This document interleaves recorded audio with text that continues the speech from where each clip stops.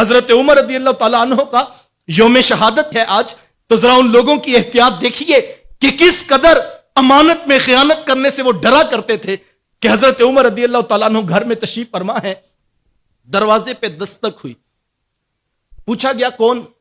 تو بتایا گیا کہ مولا کائنات حضرت علی المرتضیٰ رضی اللہ تعالیٰ عنہ ہیں اور ملاقات کا شرف چاہتے ہیں۔ حضرت عمر رضی اللہ تعالیٰ عنہ گھر میں بیٹھے مال غنیمت کا حساب لکھ رہے، اجازت مرحمت فرما دی۔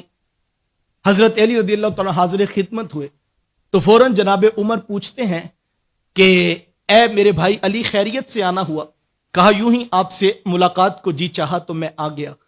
کہا کہ مال غنیمت کے متعلقہ کوئی بات کرنا ہے؟ کہا کہ نہیں، ویسے ہی یوں ہی ملاقات کے لیے حاضری کی سعادت چاہتا تھا۔ تو حضرت عمر رضی اللہ تعالیٰ عنہ نے جلدی جلدی جلتا ہوا چراغ اپنے ہاتھ سے بجھا دیا۔ تو حضرت علی رضی اللہ تعالیٰ عنہ پوچھتے ہیں کہ اے میرے بھائی عمر، جب کوئی مہمان گھر میں آتا ہے تو چراغ تو روشن کیے جاتے ہیں اور آپ نے جلتا ہوا چراغ بھی بجھا دیا ہے، تو اس کی کیا حکمت اور وجہ ہے؟ تو حضرت عمر رضی اللہ تعالیٰ عنہ فرمانے لگے کہ اے میرے بھائی علی، اصل بات یہ ہے، واقعی جب مہمان آئیں تو چراغ جلائے جاتے ہیں، لیکن حقیقت یہ ہے کہ یہ والا جو چراغ ہے نا، یہ مال غنیمت کے پیسوں کے تیل سے جل رہا تھا۔ اور علی، جب ہم باتیں آپس میں اپنی کر رہے ہیں تو پھر حق تو نہیں نہ پہنچتا کہ ہم مال غنیمت کا تیل بھی استعمال کریں۔ یوں ہی آج ممبر و محراب پہ عمر نہیں ہو رہی ہے صاحب، وجہ یہ ہے کردار دیکھو کتنا بڑا ہے۔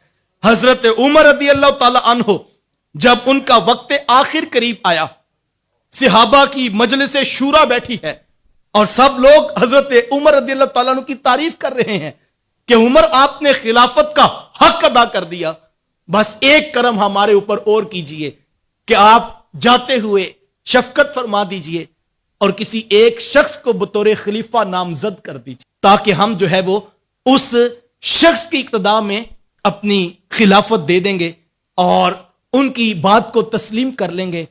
جو پاس بیٹھے ہیں وہ کوئی عام لوگ نہیں ہیں، وہ عثمان و علی رضی اللہ تعالیٰ عنہم جیسی شخصیات ہیں۔ خود اپنا بیٹا ابن عمر بھی پاس بیٹھا ہے اور حضرت عمر رضی اللہ تعالیٰ عنہ آخری لمحات ہیں۔ تو سنیے جواب حضرت عمر رضی اللہ تعالیٰ عنہ کا۔ جناب عمر فرمانے لگے، تم کیا خیال کرتے ہو ساری زندگی عمر نے تمہارا بوجھ اٹھایا، مرنے کے بعد قبر میں بھی تمہارا بوجھ اٹھائے؟ کہا ایسے نہیں ہوگا، یہ تمہاری خلافت، یہ تمہاری مجلس شورا، تم جس کا انتخاب کرو تو یہ تمہاری مرضی ہے۔ عمر اب اپنے رب کے حضور حاضر ہو رہا ہے۔ آج تو پیر صاحب بھی کہتے ہیں اپنے ہوتے ہوتے بیٹے کو ساتھ بٹھا لوں تاکہ وہ ٹرین ہو جائے، لوگوں کو پتہ لگے یہی خلیفہ ہے۔ آج مولوی صاحب بھی کہتے ہیں میری مسجد جو ہے کہیں چلی نہ جائے۔ صاحب اتنا آسان کام نہیں ہے، سب کچھ چلا جائے لیکن خیانت نہیں ہونی چاہیے۔ یہ قوم کی امانت کا منصب، یہ کسی کے جو ہے وہ باپ کی جاگیر میں نہیں آئی ہے کہ باپ کے بعد بیٹا ہی خلیفہ ہوگا، باپ کے بعد بیٹا ہی مسجد سنبھالے گا۔ معذرت کے ساتھ یہ باتیں تلخ ہیں لیکن ہمیں وسعت قلبی کے ساتھ ان کو قبول کرنا ہوگا اور ہر وقت ڈرنا ہوگا اللہ سے کہ یہ منصب قوم کی امانت ہیں، یہ عہدے قوم کی امانت ہیں، ہم کبھی بھی ان میں خیانت نہ کریں۔ فرمایا اے عبادہ بن صامت، اگر تیسری بات کی ضمانت تو مجھے دے کہ تو کبھی امانت میں خیانت نہیں کرے گا، فرمایا پھر میں محمد تجھے جنت کی ضمانت دیتا ہوں۔